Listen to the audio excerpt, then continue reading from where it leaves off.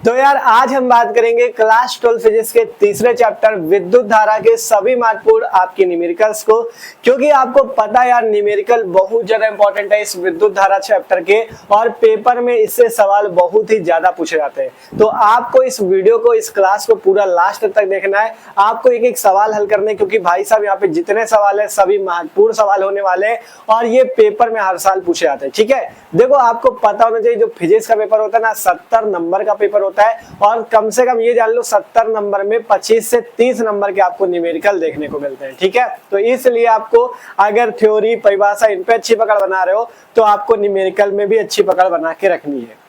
ठीक है, क्योंकि न्यूमेरिकल यार पेपर में आता है और न्यूमेरिकल से सभी स्टूडेंट को डर लगता है। लेकिन डर क्यों लगता है? क्योंकि वो उन्हें अच्छे ढंग से सही तरीके से नहीं हल करते।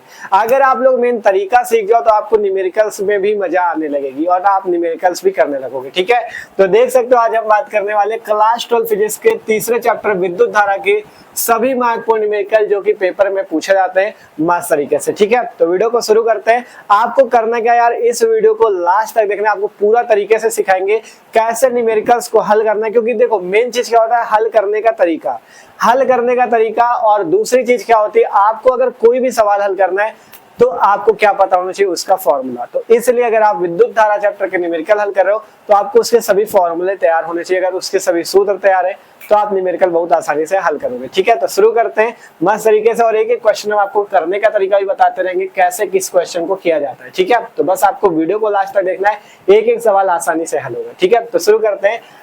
देख सकते हो आपका पहला क्वेश्चन पहले देखते हैं। जितने क्वेश्चन हमने बताया ना सभी क्वेश्चन अच्छे होने वाले हैं, छोटे क्वेश्चन बड़े क्वेश्चन सभी देखेंगे। ठीक है, तो देखो पहला क्वेश्चन क्या है, एक तार में 5 मिली एम्पियर, 5 MA लिखा है, मतलब 5 मिली एम्पियर की धारा बह रही है।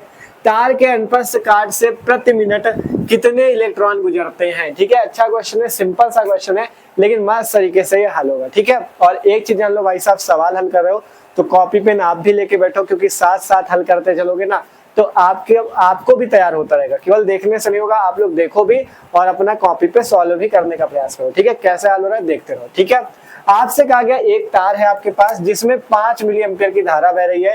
तार के अनुप्रस्थ काट से प्रति मिनट, कितने मिनट? प्रति मिनट, मतलब पर मिनट आपका क्या होगा, कितने इलेक्ट्रॉन उस तार से गुजरते हैं प्रति मिनट, मतलब एक मिनट में तार से कितने इलेक्ट्रॉन गुजरते हैं ये पूछा जा रहा है। ठीक है, तो सिंपल से इस क्वेश्चन को हम लोग हल करते हैं। ठीक है, हिंदी पे हल लिख लो या इंग्लिश पे सॉल्व लिख लो। जब भी कोई क्वेश्चन हल किया जाएगा सबसे पहले सवाल में जो दिया हो उसे नोट कर लो। ठीक है, जैसे कहा गया तार में 5 मिली एम्पियर की धारा, हमें धारा का मान दिया गया है, धारा का मान दिया गया, धारा को I से लिखते हैं, धारा I बराबर दिया 5 मिली एम्पियर। ठीक है, इसके बाद जब आपको मिली एम्पियर में दिया है तो आपको करना क्या है, आपको सबसे पहले जैसे मिली एम्पियर या मिलीग्राम, किलोग्राम को ग्राम में अगर लिखा है तो आपको क्या करना है, सबसे पहले इसके मात्रक को बदल देना। आपको पता है धारा का मात्रक क्या होता है, एम्पियर, यहाँ पे मिली एम्पियर लिखा है तो जैसे आपने पढ़ा है 1 मिलीलीटर बराबर क्या होता है 10 की पावर माइनस 3 लीटर, वैसे ही 1 मिली एम्पियर बराबर क्या होता है 10 की पावर माइनस 3 एम्पियर। मतलब अगर आप 5 मिली एम्पियर को बदलना चाहते हो एम्पियर में तो 10 की पावर माइनस 3 से गुणा करना होगा। तो हम यहाँ से क्या करेंगे, मिली एम्पियर को एम्पियर बदलने के लिए 10 की पावर माइनस 3 से गुणा। ठीक है, तो ये एम्पियर में आपके बदल जाएगा। मतलब जब भी मिली एम्पियर में हो, एम्पियर में बदलना हो तो 10 की पावर माइनस 3 से हम लोग उसका गुणा करेंगे। ठीक है, इतना समझ में आया सबको। इसके बाद कह रहे हैं तार के अनुप्रस्थ काट से प्रति मिनट, यहीं पे आपको समय दे दिया गया प्रति मिनट, मतलब 1 मिनट में। ठीक है, तो हमें समय t बराबर दिया है। सवाल जब अच्छे से पढ़ोगे तो आपको पता चलता जाएगा क्या क्या दिया गया है। प्रति मिनट कहा इसलिए हमें समय पता चल गया 1 मिनट। ठीक है, समय 1 मिनट पता चल गया, तुरंत आपको इस देखो समय का मात्रक सेकंड आपको लिखा जाता है, तो अगर मिनट में दिया तुरंत उसे सेकंड में चेंज कर लो। तो 1 मिनट बराबर कितना होता है 60 सेकंड, तो इसे सेकंड में हमने बदल दिया। ठीक है, क्योंकि आपको समय का मात्रक इसमें लेके चलना है, आपको MKS पद्धति मीटर किलोग्राम सेकंड प्रणाली में लेके चलना है। ठीक है, तो यहाँ से आपका 60 सेकंड में हमने बदल दिया। ठीक है, इसके बाद कह रहा है कितने इलेक्ट्रॉन, मतलब प्रति मिनट कितने इलेक्ट्रॉन गुजरते हैं। देखो आपके पास मान लो इस टाइप से कोई तार है। ठीक है, इस टाइप से हमारे पास कोई तार है, कहा गया इस तार में सबसे पहले 5 मिली एम्पियर की इससे धारा बह रही है। तार का अनुप्रस्थ काट का क्षेत्रफल, ये क्षेत्रफल होता है A। ठीक है, तार का अनुप्रस्थ काट का क्षेत्रफल कह रहा है तार के अनुप्रस्थ काट के क्षेत्रफल से प्रति मिनट, मतलब t बराबर 1 मिनट में, t बराबर 1 मिनट में कितने इलेक्ट्रॉन गुजरते हैं, मतलब इलेक्ट्रॉनों की संख्या पूछ रहा है। तो हमसे पूछ रहा है इलेक्ट्रॉनों की संख्या, इलेक्ट्रॉनों की संख्या इलेक्ट्रॉनों की संख्या को हम लोग n से प्रदर्शित करते हैं, तो इलेक्ट्रॉनों की संख्या हमसे n पूछ रहा है। ठीक है, तो जब भी कोई सवाल हल करना है आपको इस टाइप से पहले नोट कर लेना क्या दिया गया है, क्या निकालना है। हमने लिखा एक तार में 5 मिली एम्पियर धारा बह रही, तो धारा का मान हमने लिखा 5 मिली एम्पियर। मिली एम्पियर को आपको एम्पियर बदल लेना है, तो 5 × 10⁻³ एम्पियर। फिर समय हमें दिया गया कितना, कह रहा प्रति मिनट। यहाँ पे आपको पढ़ोगे तो समझ में आएगा प्रति मिनट कितने इलेक्ट्रॉन गुजरते हैं, तो समय पता चला 1 मिनट है।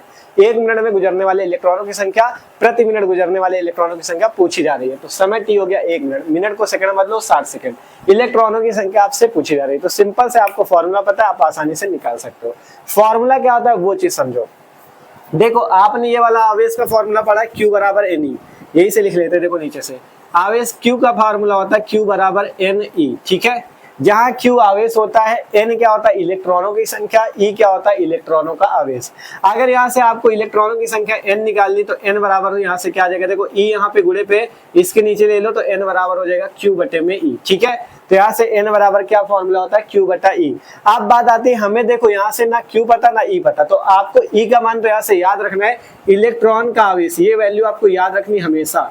इलेक्ट्रॉन का आवेश E बराबर, ठीक है, इलेक्ट्रॉन का आवेश E बराबर कितना होता है, -1.6 × 10⁻19 कूलम। ठीक है, माइनस में होता है, लेकिन जब सवाल हल होगा तो माइनस का चिन्ह नहीं लेना, केवल आपको वैल्यू रखनी है। ठीक है, तो यहाँ से Q का मान आपको निकालना, पहले देखो N हमें निकालना ही निकालना है, क्योंकि हमसे सवाल में पूछा गया इलेक्ट्रॉनों की संख्या, N का मान।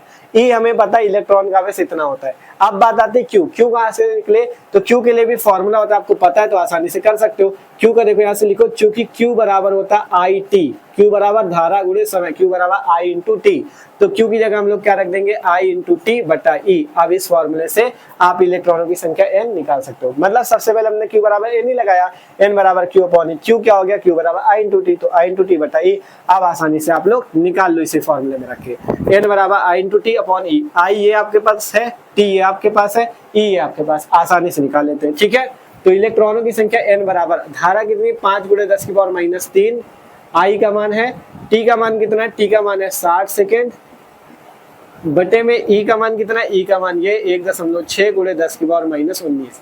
इसे हल कर लो, जो भी वैल्यू आएगी वही आपका इलेक्ट्रॉनों की संख्या आ जाएगी। ठीक है, हल करते देखो, 60 का 5 से गुणा कर दो, 60 पंचे 300 × 10⁻³ और बटे में है 1.6। ठीक है, अब देखो 1.6 × 10⁻19 है। इस 10⁻19 को अगर हम लोग ऊपर ले जाएं तो ये -19 + 19 बन जाएगा, तो यहाँ से क्या हो जाएगा 10⁻+19। ठीक है, इस टाइप से, मतलब अगर -19 को ऊपर ले जाओगे तो 10⁻+19 इतना आ गया। देख लो 60 पंजे 300 × 10⁻³ ये आपका 1.6, वैसा ही 10⁻19 को ऊपर ले गया 10⁻+19। अब इसे हल करते हैं, देखो यहाँ पे देखोगे 1.6, अगर दशमलव कभी लगा हो, जैसे नीचे दशमलव लगा है और ऊपर आपको हल करना, तो करना क्या है, इस दशमलव के बाद कितने अंक है, 1।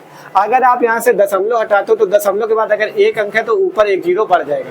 अगर दशमलव के बाद 2 अंक होते तो ऊपर 2 जीरो पड़ जाते। यहाँ पे 1 अंक है इसलिए हमने 1 जीरो बढ़ा दिया। जो 300 था, दशमलव हटाने से वो 3000 बन गया। अब इसे हल करते तो N बराबर 3000।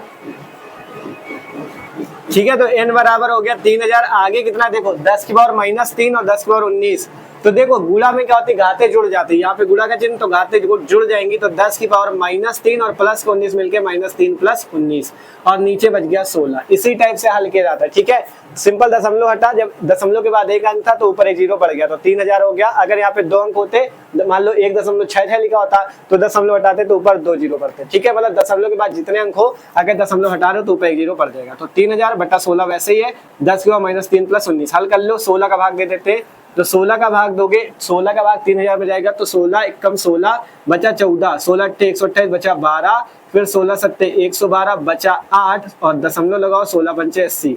इसे हल करोगे 10⁻³ + 19 10⁻16, तो इतना आ जाएगा 187.5 × 10⁻16 इलेक्ट्रॉन। इलेक्ट्रॉनों की संख्या पूछ रहा था कितने इलेक्ट्रॉन प्रति मिनट निकल रहे हैं, तो 187.5 × 10⁻16 इलेक्ट्रॉन आपके निकल रहे हैं। यही आपके पास आपका आंसर हो जाएगा। ठीक है, तो सिंपल से सवाल हल है, कुछ भी नहीं था इस सवाल में। देखो हम आपको मेन समझाने का प्रयास कर रहे हैं, इसलिए इस क्वेश्चन में इतना टाइम लगा। नहीं, बहुत आसान तरीके से सवाल हल कर सकते हो आप। देखो क्या था, सबसे पहले आपको करना क्या, आपके पास कोई भी सवाल है, आप सबसे पहले देखो क्या दिया है, क्या निकालना है, फॉर्मूला लगाओ, आपके पास आपका आंसर। ठीक है, सबसे पहले धारा दी थी, समय हमसे कह रहा था प्रति मिनट कितने इलेक्ट्रॉन गुजरते हैं, तो हमने इलेक्ट्रॉनों की संख्या हमने लिखा निकालना है। क्यू बराबर सूत्र होता है एन इंटू ई, आवेश बराबर इलेक्ट्रॉनों की संख्या गुणे इलेक्ट्रॉन का आवेश, एन इलेक्ट्रॉनों की संख्या, ई इलेक्ट्रॉन का आवेश, क्यू है आवेश, एन का फॉर्मूला ये बना। अब क्यू बराबर होता है आई इंटू टी, तो एन बराबर आई इंटू टी अपॉन ई, यहाँ से आई का मान रख दो, टी का मान रख दो, ई का मान रख दो, हल कर लो, आपके पास आपका आंसर। ठीक है, तो सिंपल से क्वेश्चन हल है। देखो एक चीज जान लो, क्वेश्चन जितने होते हैं सभी आसान होते हैं, बस उनका तरीका आपको अगर पता है लगाने का तो आप कर सकते हो। ठीक है, तो इसलिए आपको सबसे पहले सवाल में जो दिया हो वो नोट किया करो, जो निकालना हो वो नोट कर लो, फिर फॉर्मूला लगाओ, आप दिमाग लगाओ कौन सा फॉर्मूला इसमें लगेगा, आसानी से सवाल हल होगा। ठीक है, तो आशा करते हैं पहला सवाल आपको समझ में आया। अब हम लोग अच्छे और क्वेश्चन देखते हैं जैसे कि पेपर में पूछे जाते हैं। ठीक है, तो जल्दी से इसे नोट कर लो। ठीक है, और इनकी प्रैक्टिस आपको अच्छे से करनी भी है, तो इसे नोट करो। अब देखते हैं हम लोग अगला क्वेश्चन। और उससे पहले एक चीज जान लो, जो लोग चैनल पर नए हो वो लोग सब्सक्राइब कर लो यार, क्योंकि यहाँ पे बेहतरीन तरीके से आपकी क्लास 12 के सभी सब्जेक्ट की तैयारी चले, फिजिक्स की, केमिस्ट्री की, सभी सब्जेक्ट की। ठीक है, इससे पहले हमने विद्युत धारा के जितने महत्वपूर्ण टॉपिक, जितने महत्वपूर्ण डेरिवेशन थे सब हमने देख लिए थे, और आपसे कहा था न्यूमेरिकल की क्लास आएगी, तो न्यूमेरिकल वाली क्लास है ये। ठीक है, तो अगर आप इससे पहले के वीडियो देखना चाहो तो डिस्क्रिप्शन में प्लेलिस्ट चेक कर लेना, केमिस्ट्री की, फिजिक्स की आपको प्लेलिस्ट मिल जाएगी, वहां से जाके आप तैयारी कर सकते हो। ठीक है, तो इसे नोट करो। आप देखते हैं हम लोग अगला सवाल। ठीक है, नोट कर लो। आप देखो जो अगला सवाल हमारे पास वो भी अच्छा क्वेश्चन है, और इस टाइप का क्वेश्चन पेपर में भी पूछा जाता है। ठीक है, हल करते हैं सिंपल से क्वेश्चन हमारे पास, तांबे के एक तार में जिसका परिच्छेद क्षेत्रफल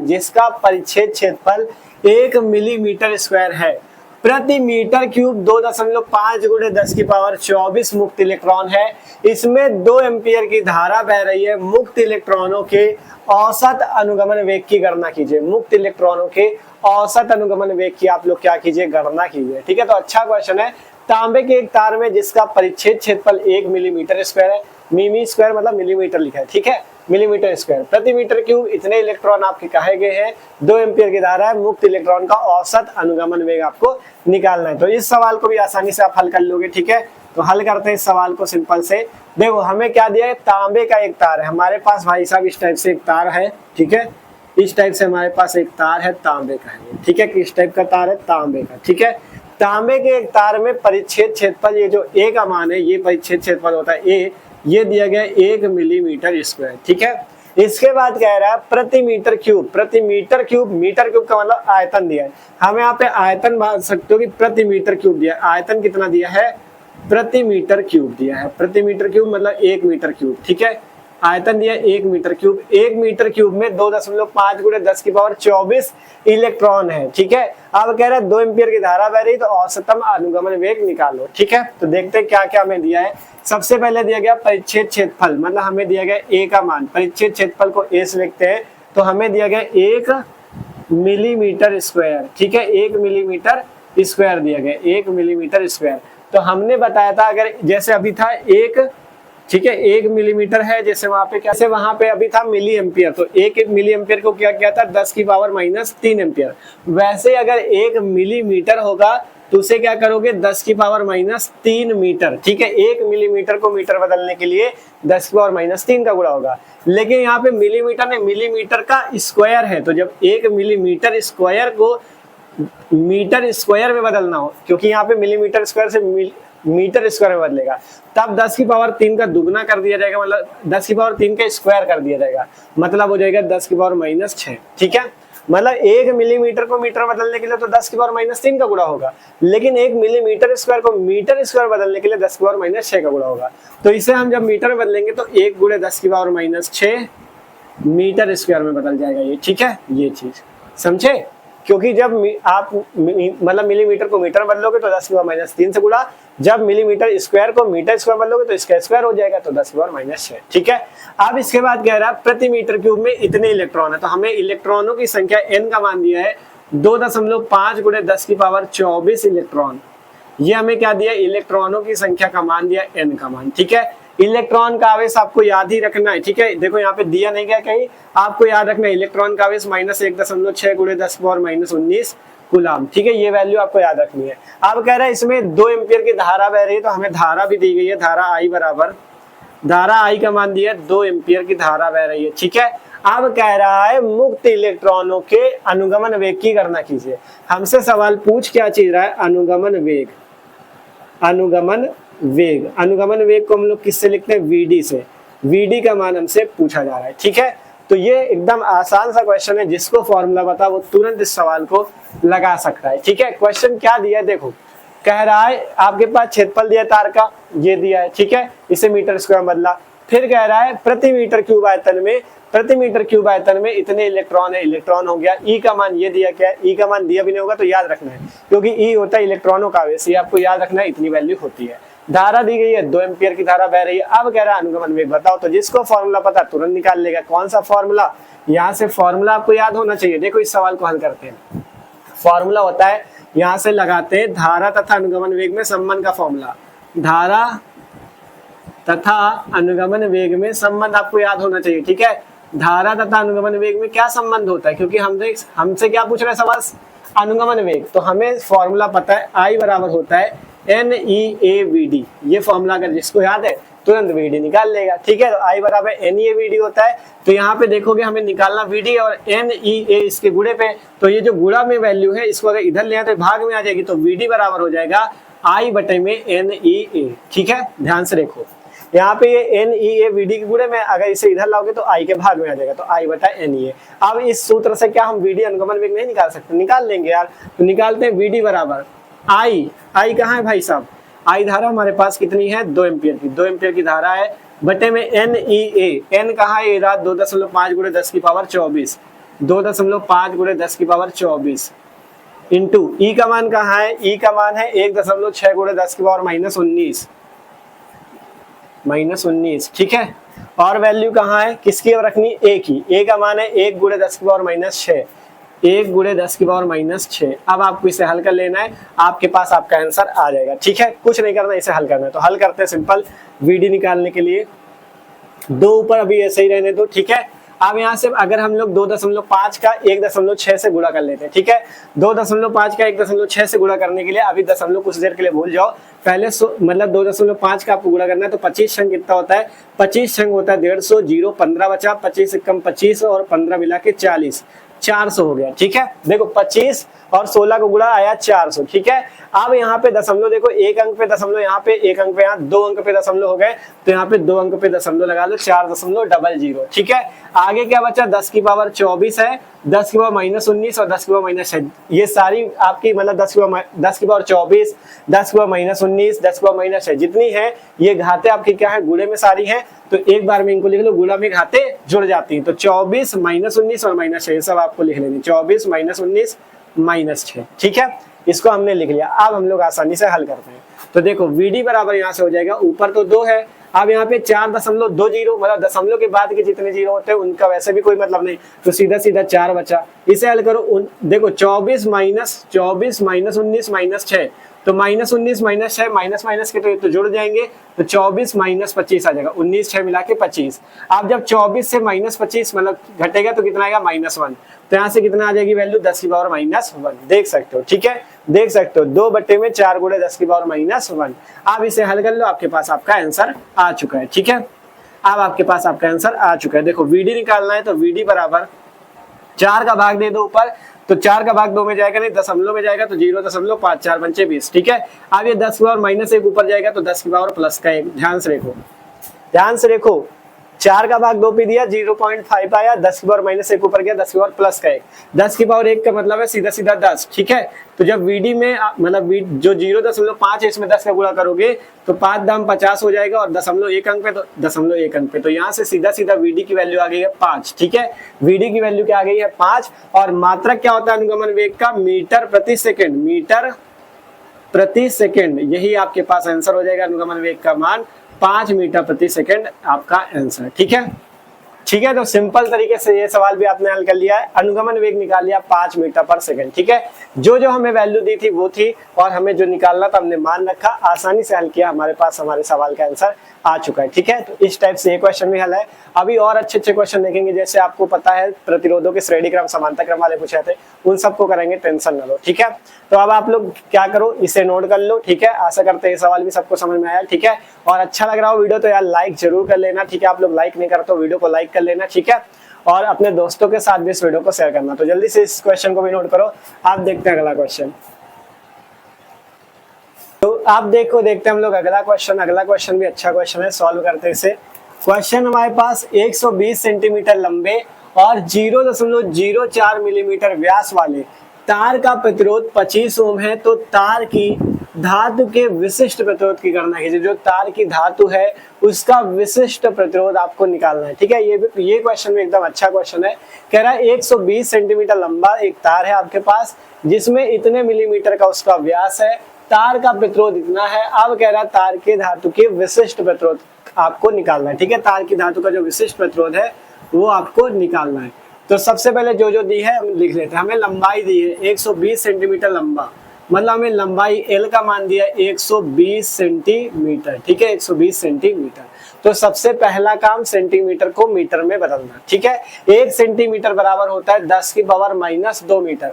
तो अगर 120 को बदलना है तो 120 में 10 की पावर माइनस 2 का गुणा कर दो, ये वैल्यू आपकी मीटर में बदल जाएगी। ठीक है, मीटर में बदल गया। अब इसके बाद आपको तार का व्यास दिया है। ठीक है, कि 0.04 मिलीमीटर व्यास वाले तार, तो मतलब तार का व्यास दिया है। ठीक है, तार का व्यास आपको दिया गया कितना, 0.04 मिलीमीटर। मिलीमीटर में दिया है तो 1 मिलीमीटर बराबर हमने बताया था कितने मीटर होता है, 10 की पावर माइनस 3 मीटर। तो सबसे पहले उससे पहले एक काम कर लेते हैं, ये जो 0.04 इसे ऐसे लिख लेते हैं। देखो दशमलव कितने अंक पे लगा है, दशमलव लगा है 2 अंक, मतलब दशमलव के बीच ये जो दशमलव के बाद कितने अंक 2। तो अगर हम इसे चेंज करेंगे, मतलब दशमलव हटाएंगे, तो इसे हम लिख सकते हैं 4 × 10 की पावर माइनस 2 मिलीमीटर। आप क्या करते हैं, इस मिलीमीटर को मीटर में बदलने के लिए 10 की पावर माइनस 3 का गुणा होता है, तो 4 × 10 की पावर माइनस 2 पहले से मिलीमीटर को मीटर बदलोगे 10 की पावर माइनस 3 का गुणा। ठीक है, तो मीटर में बदल जाएगा ये वैल्यू। ठीक है, ये वैल्यू किसमें बदल जाएगी, मीटर में बदल जाएगी। आप क्या करते हैं, इसे हल कर लो, तो 4 × 10 की पावर माइनस 5 मीटर। ठीक है, 4 × 10 की पावर माइनस 5 मीटर। तो सिंपल से कुछ नहीं किया है, सबसे पहले जो 0.04 था इसे 4 × 10 की पावर माइनस 2 लिख लिया। अब मिलीमीटर को मीटर में चेंज कर लेके 10 माइनस 3 का गुणा, अब कर लो, आपके पास 4 × 10 की पावर माइनस 5 मीटर। अब कह रहा है आपके पास तार का प्रतिरोध 25 ओम है, मतलब हमें प्रतिरोध दिया गया आर का मान, प्रतिरोध आर का मान दिया गया 25 ओम। ठीक है, आर का मान दिया गया 25 ओम। अब कह रहा है तार की धातु के विशिष्ट प्रतिरोध आपको निकालना क्या है, विशिष्ट प्रतिरोध। विशिष्ट प्रतिरोध स्पेसिफिक रेजिस्टेंस आपको निकालने को कह रहा है, विशिष्ट प्रतिरोध। विशिष्ट प्रतिरोध को हम लोग रो से लिखते हैं, इस टाइप से रो बनता है, रो हमें निकालने के लिए कह रहा है। ठीक है, तो इसीलिए पहले कहा था यार फॉर्मूले तैयार है तो आप सब कुछ बहुत अच्छे से, सारे सवाल अच्छे से कर सकते हो। इसलिए सबसे पहला काम पूरे पाठ विद्युत धारा के फॉर्मूले तैयार करो, तब आप न्यूमेरिकल को अच्छे से हल कर पाओगे। ठीक है, तो फॉर्मूले जरूर तैयार होने चाहिए। पहले लंबाई तार की बताई गई इतने सेंटीमीटर, उसे मीटर बदला। फिर तार का व्यास बताया गया तो हमने उस व्यास को मीटर में, मतलब जो मिलीमीटर में वैल्यू थी उसे मीटर बदल दिया। फिर हमें तार का प्रतिरोध दिया गया है, आर का मान 25 ओम। अब विशिष्ट प्रतिरोध हमसे पूछ रहा है, तो अब अगर हमें सूत्र पता है तो हम आसानी से इसका विशिष्ट प्रतिरोध तार का निकाल सकते हैं। ठीक है, सूत्र क्या होता है सबको पता होगा।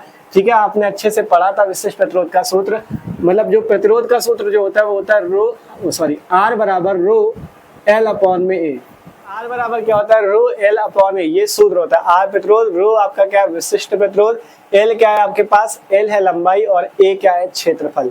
तो हमें यहाँ पे क्या क्या वैल्यू पता है, अगर रो हमें निकालना है तो रो का सूत्र यहाँ से कितना हो जाएगा, देखो रो निकालना है, रो को उधर ही रखो, ये जो ए नीचे है भाग पे इसकी तरफ आ जाएगा आर की तरफ, तो गुणे में तो आर इंटू ए, और ये जो एल यहाँ पे गुणे पे था ये आर के नीचे आ जाएगा ये। ठीक है, तो रो का फॉर्मूला ये, अगर आपको विशिष्ट प्रतिरोध निकालना है रो, तो रो बराबर आर इंटू ए बटा एल। अब अगर बात करें तो हमें आर प्रतिरोध का मान पता है, लंबाई एल का मान पता है, लेकिन हमें ए क्षेत्रफल का मान नहीं पता।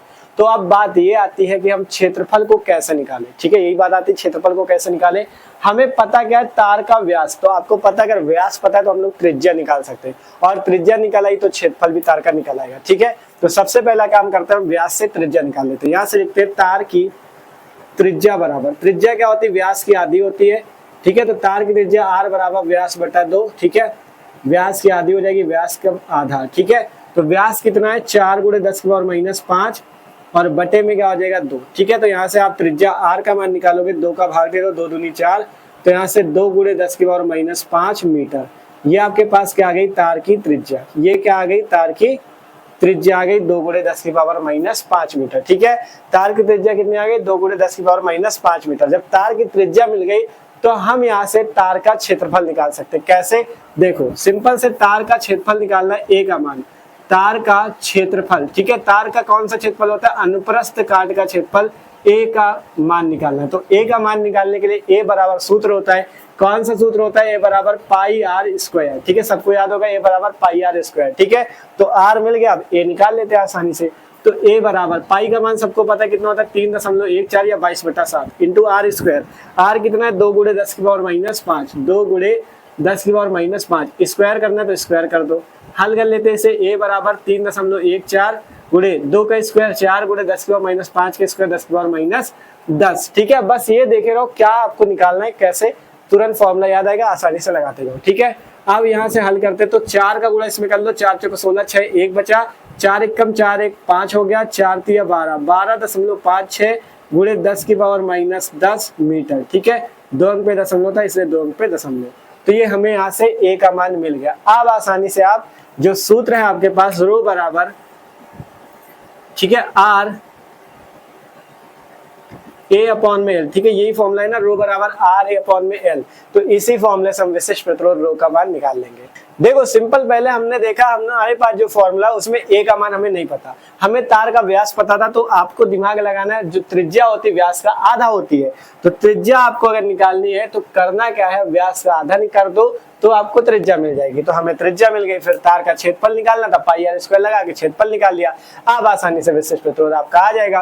तो यहाँ से रो बराबर आर, आर का मान कितना है, आर कहाँ गया, ये 25 Ω इंटू ए का मान कितना है 12.56 गुणे 10⁻10 बटा एल, एल कहाँ गया 120 गुणे 10⁻2, 120 गुणे 10⁻2। अब आपको कुछ नहीं करना भैया, इसको हल कर लो, आपके पास आपका आंसर आ चुका है। ठीक है, तो देखो सिंपल से हल करते इसे, रो बराबर 25 के इसमें गुणा कर दो, 25 × 150 0 15 बचा, 25 × 5 125 15 140 0 14 बचा, 25 दूनी 50 और 14 मिला के कितना हो गया 64, 4 6 बचा और 25 × 25 31। ठीक है, इतनी वैल्यू आ गई।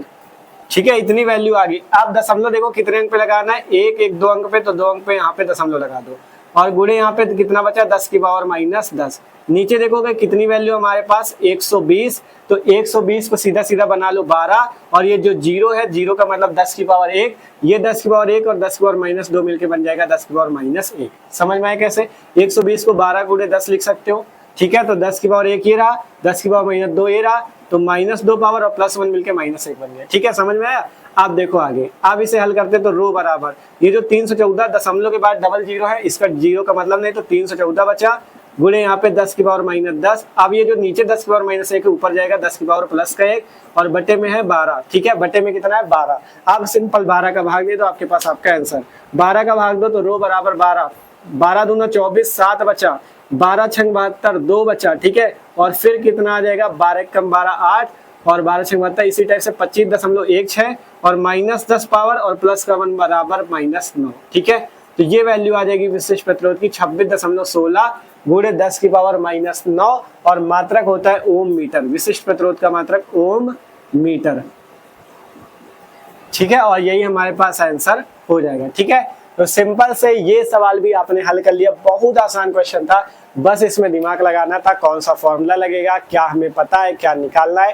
ठीक है, कोई भी सवाल पेपर में आता है बस उसमें यही दिमाग लगाना होता है कौन सा फॉर्मूला लगेगा, क्या दिया है। सबसे पहले तो ये नोट करोगे क्या दिया है। ठीक है, जैसे हम पहले नोट कर लेते हैं। ठीक है, फिर क्या निकालना है, हमें विशिष्ट प्रतिरोध निकालना था। फिर हमारा दिमाग आया यार कि हमारे पास कौन सा यहाँ पे फॉर्मूला लगा है, एल दिया है, व्यास दिया है, प्रतिरोध दिया है, रो का मान पूछ रहा है। हमारे पास दिमाग आया कि ये वाला फॉर्मूला लगना चाहिए। अब ये फॉर्मूला लगने के लिए ए नहीं पता था, तो ए निकालने के लिए त्रिज्या निकाली, फिर ए निकाला, ए निकला तुरंत फॉर्मूले में रखा, हमारे पास आंसर। ठीक है, तो ये सब आप जैसे ही प्रैक्टिस करते रहोगे ना सवालों की, आपको खुद समझ में आता रहेगा कहाँ पे कौन सा फॉर्मूला लगना है, कैसे आपको लगाना है, सब कुछ। ठीक है, तो आशा करते हैं सवाल भी समझ में आया।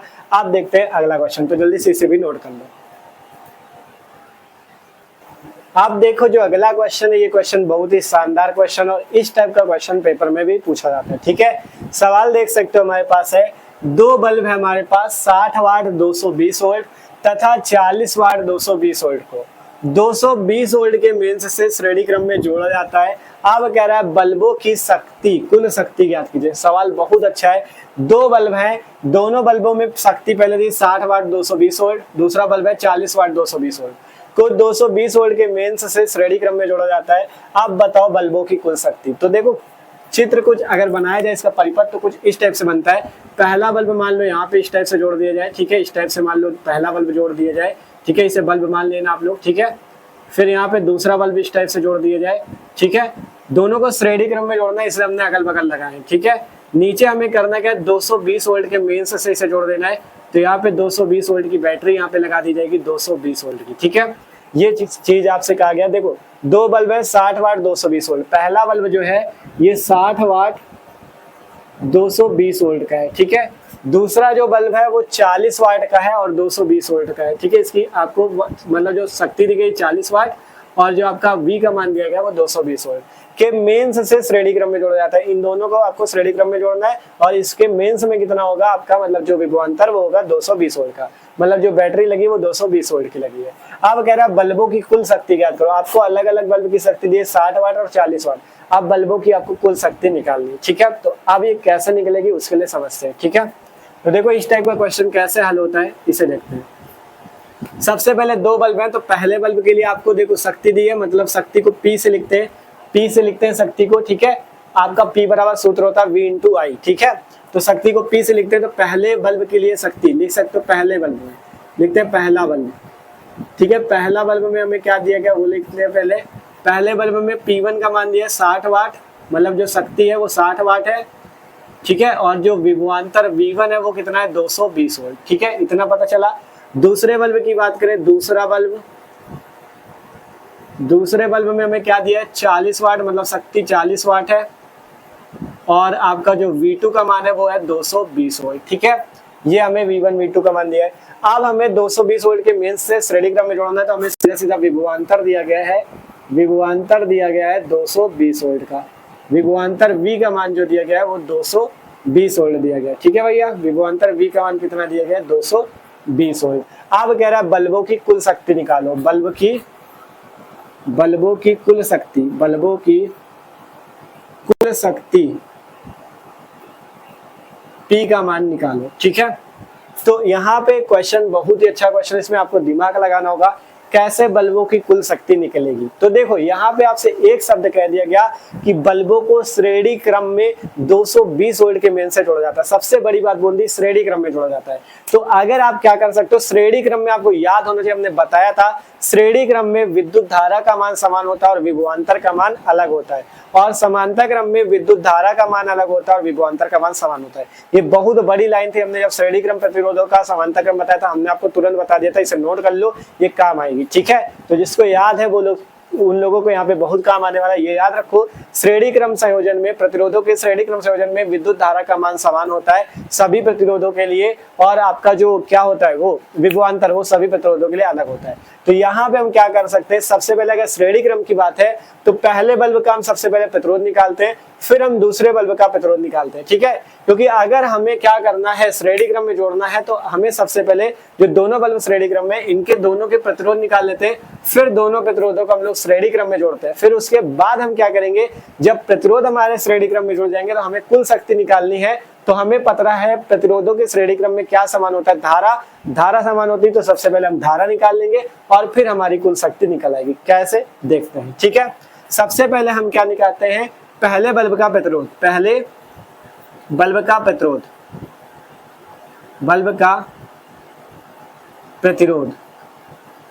अब प्रतिरोध का फॉर्मूला यहाँ से क्या होगा, R बराबर होता है V²/P। फॉर्मूला याद होना चाहिए, ठीक है। P बराबर सूत्र होता है V इंटू आई, ठीक है। अगर यहाँ से V बराबर रख दो IR, ओम का नियम, तो ये हो जाएगा यहाँ से देखो V बराबर IR इंटू आई, इसका आप गुणा कर लो, I का I से I²R P। अगर यहाँ से आप R निकालोगे तो P बटा I², ठीक है। एक फॉर्मूला तो ये बनता, लेकिन धारा नहीं पता, तो रुको ये वाला बनाते हैं, ठीक है। V के पदों में बनाना है तो V इंटू आई का मान V बटा R ये बनेगा, ठीक है। तो P बराबर V²/R, R का मान निकालोगे तो V²/P, ठीक है। क्योंकि हमें V पता है, P पता, तो हम R का ही वाला फॉर्मूला लगाएंगे, R बराबर V²/P, ठीक है। सारे फॉर्मूले हमने करा रखे हैं आपको कैसे बनते सब कुछ, ठीक है। इसीलिए कह रहे थे पहले की वीडियो जरूर देखना। R बराबर V²/P आया। अब देखो हमें पहले बल्ब के लिए निकालना है, तो प्रतिरोध R1 V1 और ये P1, ठीक है। ये चीज हो जाएगा, यहाँ से निकालो। R1 निकालना है तो V1 की वैल्यू कितनी है 220, स्क्वायर करना तो 220 गुणा 220 बटा P1 कितना है 60। इसे हल कर लेना है आपको, ठीक है। तो जब हल करोगे 0 से 0 कट जाएगा, ठीक है, 2 से काटोगे 2 तिया 6, 11 आ जाएगा। ठीक है, अभी कुछ ना करो, जितनी वैल्यू आ रही उतना ही लिख लो। ठीक है, 11 का गुणा करो, 11 0 0, 11 दूना 22, 2 बचा। ठीक है, ऐसे लिखते हैं 11 0 0, 11 दूनी 22, 2 बचा, 11 दूनी 22, 2 24, 2420/3। अभी इतना ही लिखे रहो। ठीक है, प्रतिरोध आ चुके हैं, या चलो भाग दे देते, चलो 3 8 24, 3 8 24, 0 3 6 18, 2 बचा, 3 6 18, 806.6 ओम का पहला प्रतिरोध आ चुका है। ठीक है, 806.6 ओम का 6 ओम का आ रहा है, मतलब सीधा सीधा आप क्या कर सकते हो, इसे लगभग में वैल्यू 806 में जो जा रहा है, इसे आप क्या कर लो, सीधा सीधा 807 कर लो। ठीक है, क्योंकि हल करने में आगे आसानी रहेगी। 806 जो 6 जा रहा है उसे सीधा सीधा 807 कर लो। ठीक है, अब इसी टाइप से दूसरे बल्ब का प्रतिरोध निकालते हैं। दूसरे बल्ब का प्रतिरोध R2, उसके लिए सूत्र हो जाएगा V2² P2। ठीक है, क्योंकि यहाँ पे P2 और V2 है, तो यहाँ पे क्या हो जाएगा V2² की वैल्यू भी 220 है, तो 220 का स्क्वायर मतलब 2 बार गुणा कर दिया। ये 220 गुणे 220 क्यों किया, क्योंकि V2 स्क्वायर करना है, स्क्वायर का मतलब 220 का स्क्वायर मतलब 220 का 220 से गुणा, तो वही चीज किया कि हल आसानी से हो जाए। ठीक है, बटा P2 कितना है 40, हल कर लो, 0 से 0 गया, 4 से काटना है तो 2 से पहले काटो, 2 दूना 4, 11 आया, 2 से काटो 110 आया। ठीक है, अब इसे यहाँ से हल करोगे, 11 11 में 121, 1210 ओम। ठीक है, यहाँ से इसे हल करने पे प्रतिरोध कितना मिल गया, 1210 ओम। पहला प्रतिरोध मिला 807 ओम, दूसरा प्रतिरोध मिला 1210 ओम। तो हमें यहाँ पे क्या मिले, दोनों बल्बों के प्रतिरोध अलग अलग मिल गए। अब आपसे कहा है कि मेन से श्रेणी क्रम में जोड़ा जाता है, तो श्रेणी क्रम में जब बल्बों को जोड़ा गया तो श्रेणी क्रम का प्रतिरोध निकालते हैं, तुल्य प्रतिरोध, क्योंकि हमें अगर कुल शक्ति चाहिए तो कुल प्रतिरोध चाहिए, कुल धारा चाहिए, तब हमारे पास कुल शक्ति आएगी। तो हम क्या करते हैं, यहाँ से लगाते हैं श्रेणी क्रम में तुल्य प्रतिरोध, श्रेणी क्रम में तुल्य प्रतिरोध का सूत्र क्या हो जाएगा, R बराबर R1 + R2। यही होता है श्रेणी क्रम का सूत्र, R बराबर R1 + R2। तो R बराबर R1 कितना 807, R2 कितना है 1210। ठीक है, इसे जोड़ दो, 1200 और 8 मिला के 2000। ठीक है, 2017 ओम आ जाएगा। ठीक है, जोड़ लो, 12 20, 1200 800 2017 ओम। तो R का मान कितना आ चुका है यहाँ से 2017 ओम। तो अब हमें यहाँ से क्या मिल गया, प्रतिरोध R का मान। हमने कहा था अगर हमें तुल्य प्रतिरोध मिल जाएगा तो हमने क्या कहा कि श्रेणी क्रम में धारा समान होती है, श्रेणी क्रम में धारा समान होती है। तो दोनों प्रतिरोधों में धारा हम यहाँ पे निकाल लेते हैं कि धारा का मान कितना होगा। तो अब देखो, इसके बाद जब इतना हल हो जाएगा, अब हम निकालेंगे धारा। ठीक है, तो इसके आगे से हम लोग यहाँ पे धारा निकाल लेते हैं। देखो जगह कम है तो थोड़ा सॉल्ट में लिख रहे हैं यहाँ से। ठीक है, धारा I बराबर ओम का नियम पता है ना, V/R, वही वाला लगा तो V/R। ठीक है, V आपको पता है, विभवांतर 220 है, बटा R प्रतिरोध 2017 है। तो यहाँ से आपके पास कितना आ गया, I बराबर 220/2017। एम्पियर में धारा होती है तो एम्पियर लिख लो। ठीक है, तो ये हमें यहाँ पे क्या मिल गई, धारा भी मिल गई। ठीक है, हमें यहाँ पे धारा भी मिल गई। अब पूछा जा रहा है कुल शक्ति, बल्ब की कुल शक्ति। तो अब आसानी से इसके आगे जब एम्पियर में धारा निकल आए, यहाँ से लिख लेना बल्ब की कुल शक्ति। शक्ति बराबर सूत्र होता है P बराबर V × I। V कौन सा लिखना है, जो मेंस का विभवांतर है, और धारा कौन सी लिखनी है, जो मेंस से धारा जाएगी ये वाली। ठीक है, तो P बराबर VI होता है। तो V आपका कितना है, यहाँ से मेंस का विभवांतर 220 गुणा I कितना है 220/2017। ये आपके पास जो शक्ति आएगी वही कुल शक्ति होगी। अब आपको कुछ नहीं करना, पहले 220 का 220 से गुणा करके 2017 से भाग दे देना, आपके पास P का मान आ जाएगा। ठीक है, तो अब आपको इसका जो मान आएगा वो कमेंट करके बताना है कि शक्ति का मान कितना आएगा। ठीक है, कुछ नहीं करना, 220 का 220 से गुणा करने के बाद 2017 से भाग लगा देना। ठीक है, तो कमेंट करके बताना इसका आंसर कैसे कितना आएगा। ठीक है, तो देखो अगर बात करें भैया, तो ये सवाल जो था बहुत अच्छा सवाल था, और इस टाइप के क्वेश्चन पेपर में आते हैं। ठीक है, देखो पहले आपको दिया है 2 बल्ब जिनकी अलग अलग शक्ति दी है, अलग अलग उनका विभवांतर दिया है। फिर कह रहा है उसे 220 वोल्ट के मेंस से जोड़ा जाता है। आप कह रहा है बल्ब की कुल शक्ति बताओ, तो आपके दिमाग में आना चाहिए दोनों बल्ब श्रेणी क्रम में जुड़े हैं, आपको उसके लिए P और V का मान दोनों बल्बों के लिए पता है। अगर हमें कुल शक्ति निकालनी है तो हम क्या कर सकते हैं, श्रेणी क्रम के लिए दोनों बल्बों का पहले प्रतिरोध निकाल लेते हैं। जब दोनों बल्बों का प्रतिरोध निकल आएगा तो हमें कुल शक्ति चाहिए, तो कुल शक्ति के लिए हम क्या करते हैं, जब दोनों बल्बों का अलग अलग प्रतिरोध मिल जाएगा तो श्रेणी क्रम की बात है, तो दोनों प्रतिरोधों को श्रेणी क्रम में जोड़ के हम कुल प्रतिरोध जो तुल्य प्रतिरोध आता है वो निकाल लेंगे। अब तुल्य प्रतिरोध मिल गया तो हमें पता है श्रेणी क्रम में धारा का मान समान होता है, तो जब तुल्य प्रतिरोध मिल गया तो हमने तुल्य धारा भी निकाल ली, और तुल्य धारा आ गई तो P बराबर VI सूत्र होता है, V लगा दो मेंस वाला विभवांतर, धारा लगा दो जो आपने निकाली, आपके पास बल्बों की कुल शक्ति आ चुकी। ठीक है, तो आसानी से सवाल हल हो चुके हैं, आशा करते हैं सबको समझ में आया। ठीक है, तो जल्दी से इसे भी नोट करो। आप देखते हैं अगला सवाल, आपसे कहा है जितने इंपॉर्टेंट क्वेश्चन है, जितने पेपर में पूछे जाते हैं, सब आपको इसी वीडियो पे कराए जाएंगे। ठीक है, तो जल्दी से नोट करो। आप देखते हैं अगला सवाल। अब देखो जो अगला क्वेश्चन है, ये क्वेश्चन भी बहुत ही बेहतरीन क्वेश्चन है।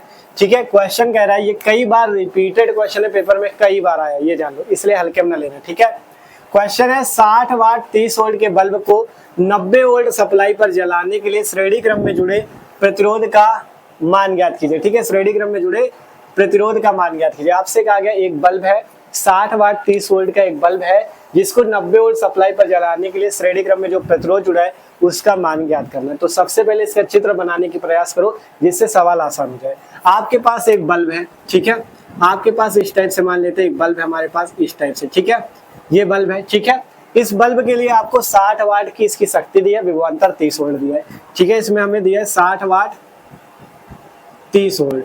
ठीक है, ये हमें दिया गया है सवाल में। अब कह रहा है सप्लाई पर जलाने के लिए एक श्रेणी क्रम में जुड़ा प्रतिरोध है, तो श्रेणी क्रम में इसके हम एक प्रतिरोध मान लेते हैं कि यहाँ पे इसके श्रेणी क्रम में एक प्रतिरोध जुड़ा हुआ है, बल्ब के यहाँ पे श्रेणी क्रम में एक प्रतिरोध जुड़ा हुआ है। ठीक है, और इसे कितने सप्लाई पर जलाना है, 90 वोल्ट की सप्लाई पे। तो यहाँ पे बैटरी जो होगी या जो सप्लाई दी जाएगी वो कितनी हो जाएगी, 90 वोल्ट की सप्लाई हो जाएगी। ठीक है, बैटरी या आपका जो मेंस होगा इस टाइप से आप बना सकते हो, कोई भी मेंस जोड़ा जाए जिससे आपकी सप्लाई आ रही है। ठीक है, वो उससे कितनी आ रही है, 90 वोल्ट की आ रही है। ठीक है, कितनी आ रही है, 90 वोल्ट की। तो अब हमें क्या करना है, श्रेणी क्रम में ये जो प्रतिरोध जुड़ा है इसका मान निकालना है। तो मान लेते हैं श्रेणी क्रम में जो जुड़ा हुआ प्रतिरोध है वो कितना है, R। तो हमें इसी R का मान निकालना है। कैसे निकलेगा अभी समझते हैं। ठीक है, हल करते हैं, बहुत अच्छा क्वेश्चन है।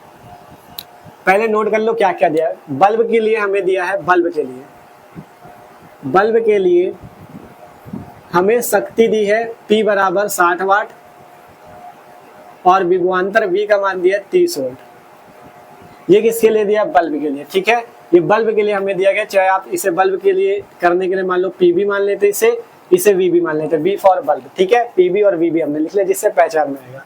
फिर 90 वोल्ट की सप्लाई, तो सप्लाई के लिए हमें विभवांतर दिया 90 वोल्ट का, V बराबर 90 वोल्ट। इससे हमें V और VB में कंफ्यूजन नहीं होगी। ठीक है, VB बल्ब का, VS सप्लाई वाला है। अब कह रहा है श्रेणी क्रम में जुड़े प्रतिरोध का मान ज्ञात करो, तो लिखते हैं, माना श्रेणी क्रम में जुड़ा प्रतिरोध, श्रेणी क्रम में जुड़ा प्रतिरोध R है।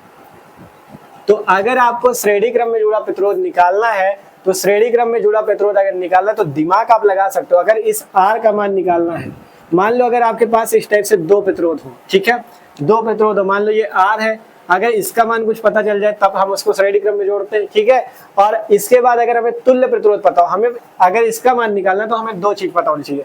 अगर हमें मान लो इसका मान पता है 10 ओम, और अगर तुल्य प्रतिरोध जो है R उसका मान पता हो जाए, तुल्य प्रतिरोध R का मान मान लो 5 ओम मान लो हमें पता है, 12 ओम मान लो पता है, R का मान जो तुल्य प्रतिरोध होगा मान लो R डैश। ठीक है, तो अगर हम R डैश का मान निकालते तो सूत्र होता है R1 प्लस R2, R1 हो जाएगा 10 ओम और इस R का मान हमें निकालना है, और ये R डैश जो तुल्य प्रतिरोध 12 हो जाएगा। तो अब यहाँ से हम R का मान निकालेंगे तो 2 ओम आ जाएगा। तो अब आप यहाँ दिमाग लगा सकते हो, अगर R का मान निकालना है तो हमें इस बगल वाले का प्रतिरोध चाहिए, मतलब जो बगल में बल्ब श्रेणी क्रम में जुड़ा इसका प्रतिरोध चाहिए, और हमें तुल्य प्रतिरोध चाहिए। अगर ये दोनों चीज मिल जाएंगी तो हम इस श्रेणी क्रम वाले का प्रतिरोध निकाल पाएंगे। तो हमें क्या क्या चाहिए, बल्ब का प्रतिरोध चाहिए क्योंकि ये श्रेणी क्रम में जुड़ा है उसके, तो बल्ब का प्रतिरोध चाहिए, और क्या चाहिए, तुल्य प्रतिरोध चाहिए। दो चीज चाहिए तो हम R का मान निकाल सकते हैं। तो देखो सबसे पहले निकालते हैं बल्ब का प्रतिरोध।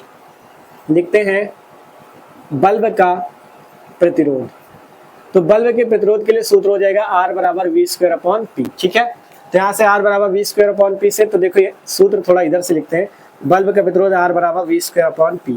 तो R बराबर V स्क्वायर, तो V स्क्वायर मतलब चाहे 90 के स्क्वायर कर दो, ये 90 विभवांतर वाला है, बल्ब का लिखना है 30 है, तो 30 के स्क्वायर कर दो या 30 का 2 बार गुणा कर दो, 30 गुणे 30 बटा PB कितना है, ये VB स्क्वायर है बटा PB स्क्वायर है, PB है। ठीक है, VB स्क्वायर बटा PB बल्ब के लिए। ठीक है, तो पीबी की वैल्यू यहाँ से कितनी है 60 वाट और वीबी की वैल्यू 30 थी, तो 30 के स्क्वायर मतलब 30 गुणे 30। हल करते 30 से काटो 3 दूना 60, 2 से काटो 2 15 आ गया। ठीक है, तो यहाँ से हमें क्या मिला, बल्ब का प्रतिरोध जो आरबी मिला। आरबी क्या है यहाँ से बल्ब का प्रतिरोध, बी हमने इसीलिए दर्शाया है कि हमें पहचान में आएगा किसका प्रतिरोध है। आरबी मिला वो 15 ओम आया।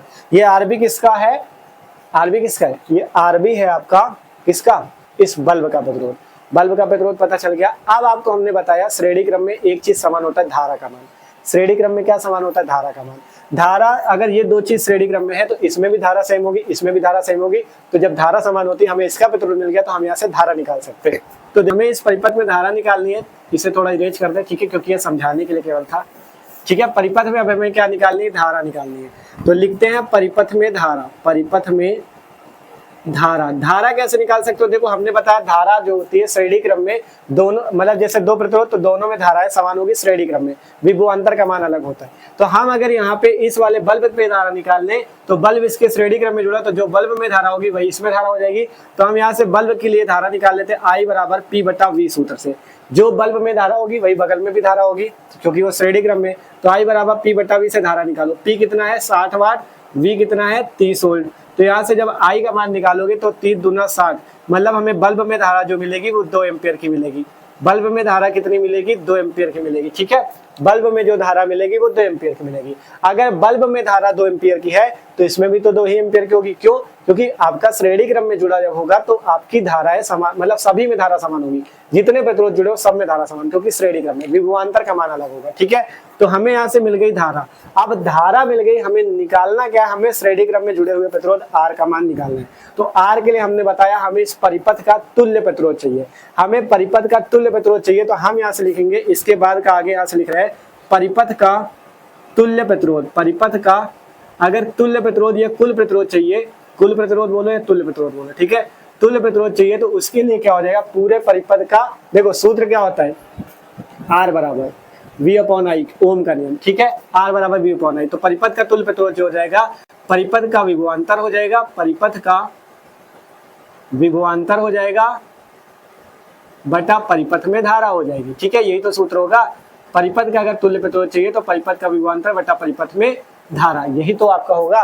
तो यहाँ से परिपथ का तुल्य प्रतिरोध अगर निकालना है, आपका तुल्य प्रतिरोध मान लेते हैं R डैश है। ठीक है, परिपथ का तुल्य प्रतिरोध मान लिया R डैश। परिपथ का विभवांतर 90 है बटा परिपथ में धारा कितनी है, धारा आई है 2 एम्पियर की। तो यहाँ से R डैश निकालोगे तो 2 से काटा 45 ओम। ठीक है, R डैश आ गया 45 ओम। ठीक है, तो हमें यहाँ से R डैश का मान मिल गया 45 ओम। अब हमने कहा था श्रेणी क्रम में जुड़े हुए हैं, श्रेणी क्रम में। ठीक है, तो जब श्रेणी क्रम में जुड़े हुए हैं तो हमें पता है R डैश बराबर सूत्र हो जाएगा R1 plus R2। R dash बराबर सूत्र हो जाएगा R1 plus R2। R dash क्या है, इस परिपथ का तुल्य प्रतिरोध, और R1 R2 कौन सा हो जाएगा, एक तो ये बल्ब वाला हो जाएगा और दूसरा ये वाला R। इसे मान लेते हैं R1 और इसे मान लेते हैं इस वाले को R2। ठीक है, इसे R2, या आप सीधा चाहो तो क्या कर सकते हो, RB, इसे RB बोला है उसे R बोला तो ऐसे ही लिख लो RB प्लस R, क्योंकि जोड़ना श्रेणी क्रम में तो चाहे लिखो चाहे जो R1 प्लस R2 सूत्र होता है। ठीक है, दोनों को जोड़ना पड़ता है। तो यहाँ से R डैश बराबर RB प्लस R, तो R डैश मिला 45, RB हमें कितना मिला है 15 प्लस R, यहाँ से R का मान निकाल लो। R कितना आ जाएगा 45 माइनस 15, मतलब हमें R मिल जाएगा 30 ओम। R कितना मिल जाएगा 30 ओम, यही हमारे पास हमारा आंसर हो जाएगा। ठीक है, तो सिंपल से ये सवाल भी हल है, कुछ नहीं था इस सवाल में भी, बस दिमाग लगाना था। इस टाइप के क्वेश्चन पेपर बहुत ज्यादा आते हैं। आपसे कहा गया था बल्ब के लिए आपको शक्ति और विभवांतर दिया था, पूरा मतलब मेंस का विभवांतर दिया था 90 वोल्ट, श्रेणी क्रम में जुड़ा है तो हमने मान लिया, माने इसमें श्रेणी क्रम में प्रतिरोध R जुड़ा। तो श्रेणी क्रम में अगर निकालना है तो हमने पहले बताया अगर हमें इसका प्रतिरोध बताओ, इसका बताओ, तभी तो तुल्य प्रतिरोध निकालते हैं। तो इसलिए इसका उल्टा क्या हो जाएगा, अगर इसका प्रतिरोध पता है, तुल्य प्रतिरोध पता है, तो हम इस R का मान निकाल सकते हैं। तो सबसे पहले हमने बल्ब का प्रतिरोध निकाला, हमें इसका जब प्रतिरोध मिल गया 15 ओम का, इसका प्रतिरोध 15 ओम मिल गया, 15 ओम पता है, R निकालना है, तो इसके लिए अगर तुल्य प्रतिरोध भी पता चल जाए तो R निकल आएगा। तो हमने सबसे पहले इस पूरे परिपथ की धारा निकालने के लिए, देखो श्रेणी क्रम में धाराएं समान होती है, तो इसमें अगर धारा निकाल ले तो वही धारा इसमें भी होगी क्योंकि श्रेणी क्रम में जुड़ा हुआ है। तो इसके लिए धारा निकाली, I बराबर P बटा V से धारा निकल गई 2 एम्पियर की। जब धारा निकल गई तो इसमें भी इतनी ही धारा होगी, तो इसलिए हमने क्या किया, यही जो आपकी I धारा है ये श्रेणी क्रम में जुड़ा है, इसलिए यही धारा परिपथ की कुल धारा होगी। तो परिपथ की कुल धारा यही हुई, तो हमने यहाँ से तुल्य प्रतिरोध निकालने के लिए परिपथ का विभवांतर था परिपथ की धारा, तो यहाँ से परिपथ का तुल्य प्रतिरोध आ गया। अब श्रेणी क्रम में जुड़ा है तो इसलिए हमने यहाँ से R का मान 30 ओम निकाल लिया। ठीक है, R डैश बराबर R1 प्लस R2, R1 की जगह हम ये बल्ब का प्रतिरोध और R2 की जगह R वाला। ठीक है, तो आसानी से R का मान 30 ओम आ चुका है। तो आशा करते हैं ये सवाल भी सबको समझ में। ठीक है, क्वेश्चन जितने सभी अच्छे अच्छे हैं। ठीक है, तो जल्दी से इसे भी नोट करो, मस्त मस्त क्वेश्चन अभी देखने हैं, क्योंकि देखो हमने बताया है विद्युत धारा वाला चैप्टर न्यूमेरिकल की दृष्टि से बहुत ज्यादा इंपॉर्टेंट है, इससे न्यूमेरिकल बहुत ही ज्यादा आते हैं। ठीक है, जितने टाइप के न्यूमेरिकल है सब आपको इसी वीडियो पे कराए जाएंगे, तो जल्दी से इसे नोट करो। आप देखते हैं अगला क्वेश्चन। तो आप देखते हैं भाई हम लोग अगला सवाल जो है वो भी अच्छा क्वेश्चन है, देख सकते हो। आपके पास इस टाइप का एक परिपथ बना हुआ है और आपसे इस क्वेश्चन में कहा जा रहा है निम्न परिपथ में वैद्युत धारा I का मान ज्ञात कीजिए। ठीक है, यहाँ पे देखोगे तो 2 वोल्ट का आपका विभवांतर है, I धारा है, 3 प्रतिरोध 30 ओम के जुड़े हुए हैं। आपसे कह रहा है इस पूरे परिपथ में क्या ज्ञात कीजिए, विद्युत धारा I का मान ज्ञात कीजिए। ठीक है, तो हल करते हैं इस सवाल को भी। ठीक है, हमें क्या दिया गया है, हमें 2 वोल्ट का विभवांतर दिया गया है, ये देखो 2 वोल्ट। तो विभवांतर जो दियो पहले नोट कर लो, विभवांतर V का मान दिया है 2 वोल्ट। ठीक है, कितना दिया है, 2 वोल्ट दिया है। ठीक है, विभवांतर V का मान कितना दिया है, 2 वोल्ट। धारा I का मान हमसे कह रहा है निकालो, धारा I का मान निकालो, और 3 प्रतिरोध मिले हमें 30 ओम के। ठीक है, 30 ओम के 3 प्रतिरोध है। अब हमसे धारा पूछ रहे हैं, तो धारा निकालने के लिए सिंपल सा सूत्र होता है I बराबर V बटा R। सबको ये सूत्र याद है, I बराबर V बटा R होता है। ठीक है, अगर हमें V पता है, R पता चल जाए तो हम I निकाल लेंगे। लेकिन यहाँ पे बात आती है कि R कैसे पता चले, क्योंकि 3 प्रतिरोध अलग अलग हैं 30 ओम के। तो R कैसे निकलेगा, इसके लिए आपको पता है, आपको पहचानना पड़ेगा कौन सा प्रतिरोध श्रेणी क्रम में जुड़ा हुआ है, कौन सा प्रतिरोध समांतर क्रम में जुड़ा हुआ है। ठीक है, तो अगर बात करें यहाँ पे आप देखोगे 3 प्रतिरोध है, ये 30 और ये 30। तो आप अगर यहाँ पे ध्यान से देखो, ये वाला प्रतिरोध जो आपका ये वाला और ये वाला जो प्रतिरोध, ये दोनों आपस में एक के बाद एक जुड़े हुए हैं। ये वाला और ये वाला एक के बाद एक प्रतिरोध जुड़े हुए हैं, तो ये दोनों किस क्रम में हो जाएंगे, श्रेणी क्रम में। देख सकते हो ये वाला प्रतिरोध और ये वाला प्रतिरोध आपस में श्रेणी क्रम में हो जाएगा, और जब आप इसे श्रेणी क्रम में जोड़ दोगे तो ये आपका यहाँ पे इसके साथ, इस वाले के साथ क्या हो जाएगा, समांतर क्रम में हो जाएगा। आपको मेन श्रेणी क्रम और समांतर क्रम ही पहचानना है। देखो ये वाला 30 ओम और ये वाला 30 ओम आपस में किस क्रम में हो जाएंगे, श्रेणी क्रम में, और जब इसे हम लोग श्रेणी क्रम में जोड़ देंगे तो इसके साथ ये किस क्रम में हो जाएगा, समांतर क्रम में। तो हमारे पास तुल्य प्रतिरोध निकल आएगा।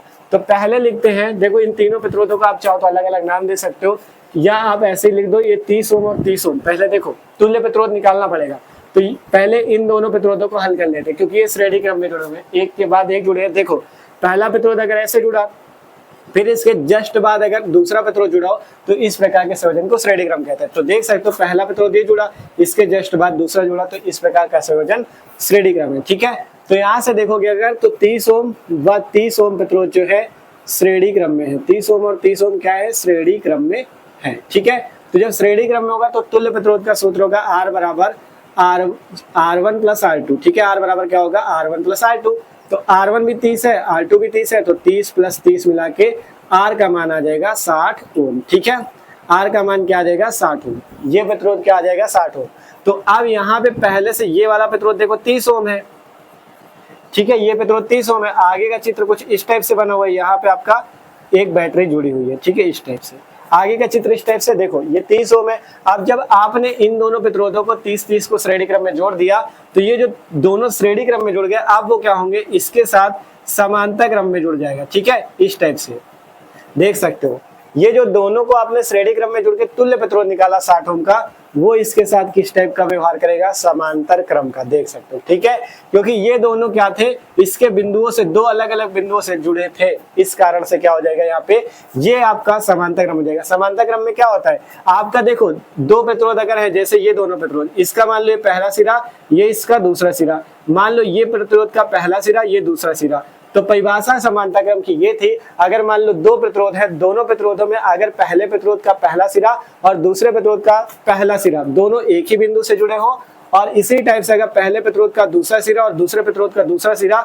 एक ही बिंदु से जुड़े हो, तो इस प्रकार का संयोजन समांतर क्रम होता है। मतलब इस टाइप से देखो, मान लो दो प्रतिरोध आपके पास है, तीन है, मान लो ये, मान लो तीन प्रतिरोध है, ठीक है, अगर इन सब के एक सिरे जो पहले सिरे हो वो एक ही बिंदु से जुड़े हो, ठीक है, और दूसरे सिरे जो हो वो भी एक ही बिंदु से जुड़े हो, तो इस प्रकार का संयोजन समांतर क्रम होता है। तो इसलिए ये दोनों तो श्रेणी में जुड़ गए, लेकिन इन दोनों का जो संयोजन करके तुल्य प्रतिरोध आया वो इसके साथ कुछ इस टाइप से व्यवहार करेगा, इसके साथ इस टाइप से जुड़ेगा। तो इसका पहला सिरा इस बिंदु से, इसका दूसरा सिरा इस बिंदु से, इसी टाइप से इसका पहला सिरा भी इसी बिंदु से इससे। तो मतलब जब दो प्रतिरोधों के आप देख रहे हो कि जो पहले सिरे वो एक बिंदु से जुड़े हैं, दूसरे जो सिरे वो भी एक बिंदु से जुड़े हैं, तो इस प्रकार का संयोजन समांतर क्रम होता है। तो इसलिए 30 ओम और 60 ओम क्या हो जाएंगे, समांतर क्रम में हो जाएंगे। ठीक है, देखो अगर आपने श्रेणी क्रम और समांतर क्रम की परिभाषा अच्छे से समझी ना, तो आपको तुरंत पता चलेगा कि समांतर क्रम में क्या होता है। अगर 2, 3 कितने भी प्रतिरोध हैं, तो उन सभी प्रतिरोधों के जो पहले सिरे होंगे वो एक बिंदु से जुड़े होंगे और दूसरे सिरे जो होंगे दूसरे बिंदु से जुड़े होंगे, तो इस टाइप का संयोजन समांतर क्रम होता है। तो यहाँ पे ये दोनों 30 तो श्रेणी क्रम में जुड़ गए, 60 आया इनका श्रेणी क्रम में जोड़ने पे, ये 60 और ये 30 जो हो जाएगा समांतर क्रम में हो जाएगा। तो यहाँ से लिखेंगे 30 ओम व 60 ओम समांतर क्रम में है। ठीक है, किस क्रम में है, समांतर क्रम में है। तो जब समांतर क्रम में होंगे तो समांतर क्रम के लिए सूत्र होता है 1/r बराबर 1/r1 प्लस 1/r2। ठीक है, यही सूत्र होता है। यहाँ पे r हम निकाल चुके तो इस वाले को r डैश मान लो। ठीक है, और इनको r1 डैश और r2 डैश मान लेते हैं। ठीक है, क्योंकि r1 r2 पहले हम लगा चुके हैं, तो इसे r1 डैश मान लो, इसे r2 डैश मान लो, और r डैश जो आएगा इसका पूरा तुल्य प्रतिरोध आएगा। तो 1/r डैश बराबर 1/r1 डैश, r1 डैश की जगह 30 ओम, क्योंकि ये दोनों समांतर में है, तो ये r1 डैश मान लो, इसे r2 डैश मान लो। ठीक है, प्लस 1/r2 डैश की जगह 60। अब इसे हम लोग हल कर लेते हैं, तो 1/r डैश बराबर, इसका एलसीएम ले लो तो 60 एलसीएम आ जाएगा, 30 दूनी 60, 2 1 2 प्लस 60 1 60 1। ठीक है, तो 1/r डैश कितना आ जाएगा, 2 1 3/60। r डैश का मान निकालना है तो इसे उल्टा कर देंगे, 60/3। ठीक है, अब 3 का भाग दो, 3 से काटा 20 आया, r डैश बराबर 20 ओम। तो ये हमारे पास क्या आ गया, इस पूरे परिपथ का तुल्य प्रतिरोध। ये क्या आया है, ये आया है तुल्य प्रतिरोध, परिपथ का तुल्य प्रतिरोध। ये क्या चीज आया, परिपथ का तुल्य प्रतिरोध। ठीक है, परिपथ का ये हमारे पास तुल्य प्रतिरोध आया। अब तुल्य प्रतिरोध निकल गया, आसानी से हम परिपथ की धारा निकाल लेंगे। तो यहाँ से लिखते हैं धारा I बराबर V/R सूत्र होता है। तो V आपका यहाँ पे R डैश माने, इसे तो R डैश मान लो। ठीक है, V/R डैश, V है 2 और R डैश कितना 20, तो इसे हल कर लो, 2 से काटो, 2 दाम 20, 1/10 आया, I बराबर 1/10, मतलब कि 0.1 एम्पियर की धारा आ गई। ठीक है, तो यही आपके पास आपका आंसर हो जाएगा। ठीक है, तो सिंपल सा ये क्वेश्चन हल हो चुका है। ठीक है, कुछ नहीं था क्वेश्चन में, बस ये समझना है मेन कि श्रेणी क्रम, मतलब जब प्रतिरोध जुड़े तो उनको आप श्रेणी क्रम में कैसे पहचानोगे, समांतर क्रम में कैसे पहचानोगे। श्रेणी क्रम के लिए क्या होता है, श्रेणी क्रम में आपका एक के बाद एक प्रतिरोध जुड़े होते हैं, या श्रेणी क्रम की परिभाषा ये थी, अगर पहले प्रतिरोध का जो दूसरा सिरा है वो दूसरे प्रतिरोध के पहले सिरे से जुड़ा हो, तो इस प्रकार का संयोजन श्रेणी क्रम होता है। ठीक है, और समांतर क्रम में क्या है, इसमें अगर आपके जितने भी प्रतिरोध हैं उनके पहले सिरे एक बिंदु से और जो दूसरे सिरे हो वो एक बिंदु से जुड़े हो, तो इस प्रकार समांतर क्रम होता है। तो हमने पहले पहचाना ये 30 और 30 श्रेणी क्रम में था, तो इसका संयोजन का तुल्य प्रतिरोध आया R 60 ओम। अब ये जो 60 आया इस 30 के साथ समांतर क्रम में हो जाएगा, तो इसका आया 20 ओम।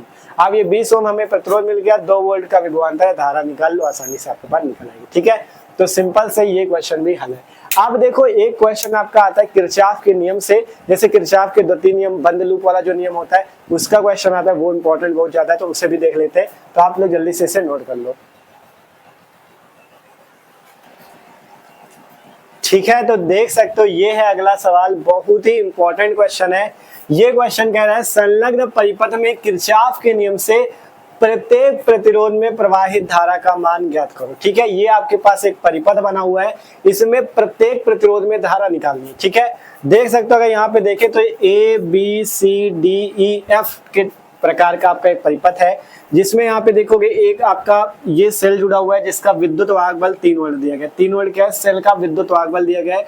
यहाँ पे देखोगे इस सेल का, तो इस सेल का भी विद्युत वाहक बल दिया गया था, शायद इसमें क्वेश्चन पे देखो हमने नोट नहीं किया, इसमें 1 वोल्ट दिया गया है। ठीक है, इसका विद्युत वाहक बल कितना, 1 वोल्ट। ठीक है, इसके बाद देखोगे 3 प्रतिरोध जुड़े, 4 ओम, 2 ओम और 5 ओम।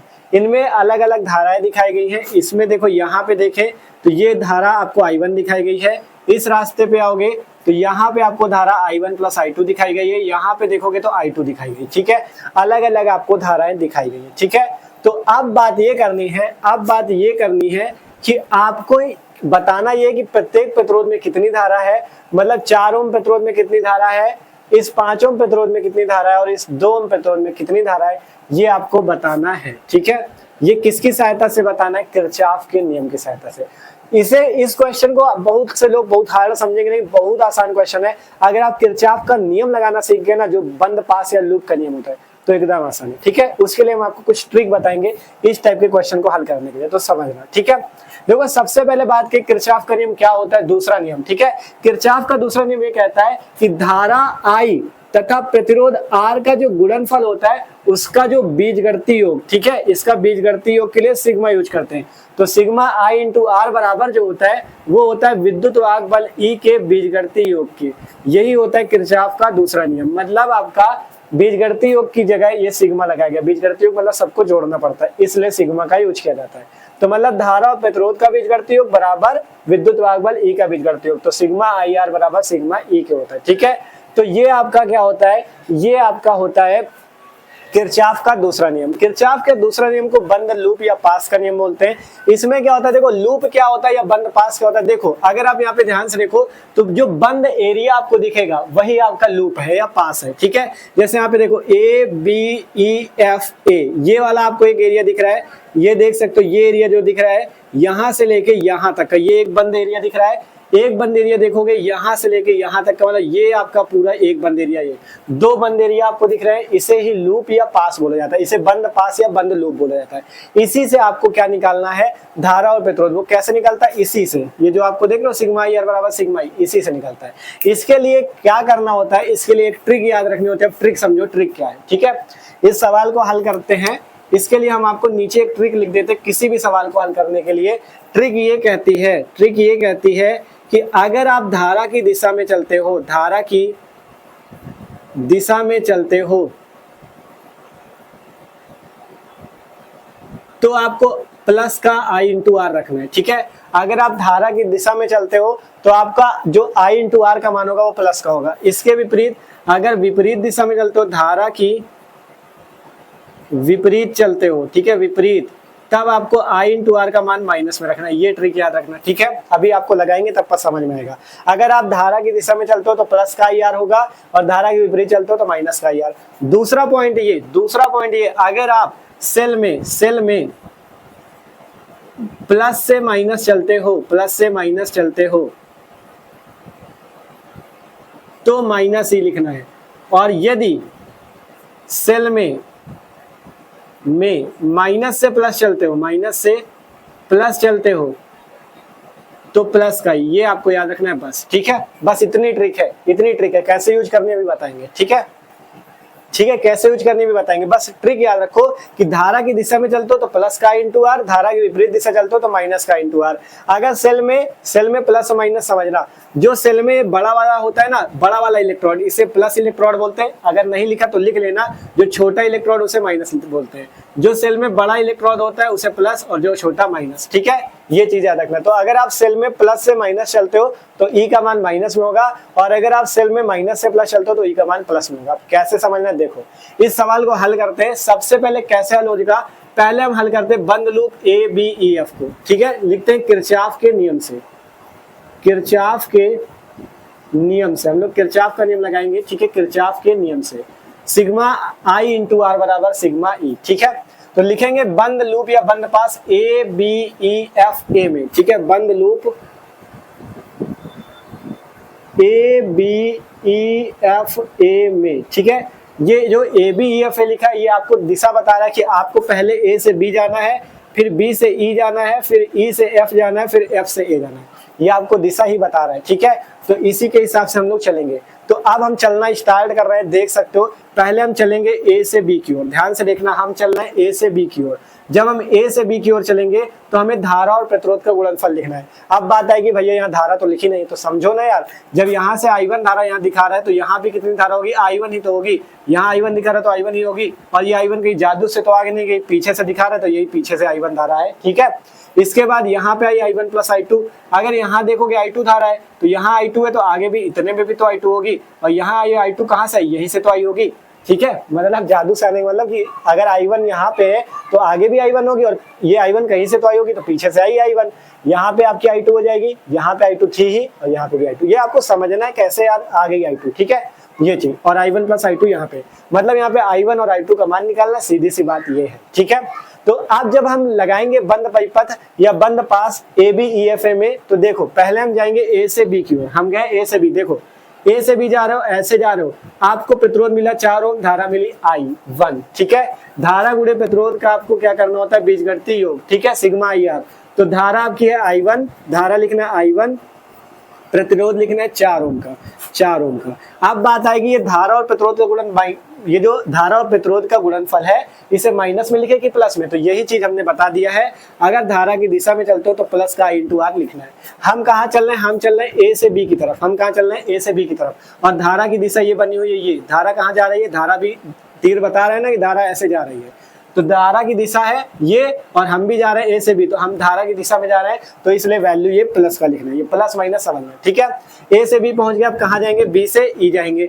तो B से E हम ऐसे जा रहे हैं, हमें धारा कौन सी मिली, I1 प्लस I2, हमें धारा मिली I1 प्लस I2, और प्रतिरोध कौन सा मिला, 5 ओम का, तो 5 ओम का प्रतिरोध, ठीक है, इतना मिला। अब इसके बाद देखो, इसके बाद बात करें इसे प्लस में लिखेगी माइनस में, तो आप देखो आप कहाँ जा रहे हो, आप जा रहे हो B से E की तरफ, और धारा भी किधर जा रही है, धारा की दिशा भी नीचे की तरफ ही दिखाई गई है, मतलब आप धारा की दिशा में हो। अगर धारा भी आपकी दिशा में चल रही है, आप भी उसी दिशा में, तो प्लस में लिखना है, तो इसे प्लस में लिख दो। अब इसके बाद B से E हो गया, अब हम जाएंगे E से F।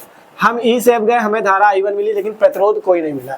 धारा और प्रतिरोध का गुणनफल लिखना, केवल धारा नहीं लिख देना।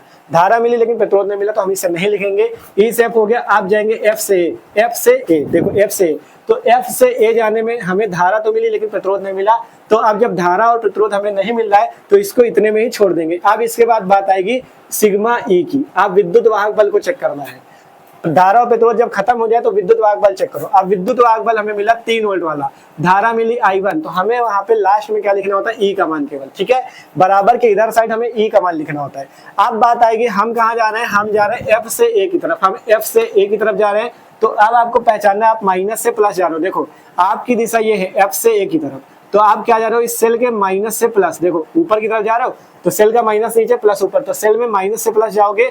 जब माइनस से प्लस जाते हैं, नीचे लिखा सेल में माइनस से प्लस जाने में प्लस का ई लिखते हैं, तो ई कहाँ है, यही तो 3 वोल्ट ही तो ई है, तो प्लस का 3 लिख देना। ये है किरचॉफ का दूसरा नियम, ठीक है, ये ट्रिक याद रखनी बस, ठीक है। तो देख सकते हो सिंपल प्लस का हमने क्यों लिखा, क्योंकि हम कहाँ जा रहे हैं, ऐसे F से जा रहे हैं, तो सेल में माइनस से प्लस की ओर जाओगे तो प्लस का लिखना है।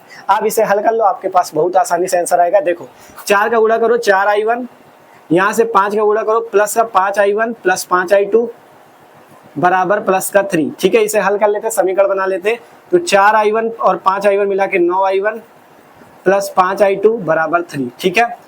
9I1 प्लस 5I2 बराबर 3, इसे मान लो समीकरण नंबर 1, ठीक है। इतना समझ में आया कैसे हुआ? अगर ना समझ में हो तो थोड़ा सा वीडियो पीछे करके आप लोग देख लेना, आपको समझ में आ जाएगा, ठीक है। तो पहला बंद लूप हल हो चुका है, अब दूसरा बंद लूप हल करते हैं। BCDEB, मतलब बंद, पूरा बंद एरिया का नाम ही लिखना है, कोई अलग से थोड़ी ना, BCDEB, ठीक है।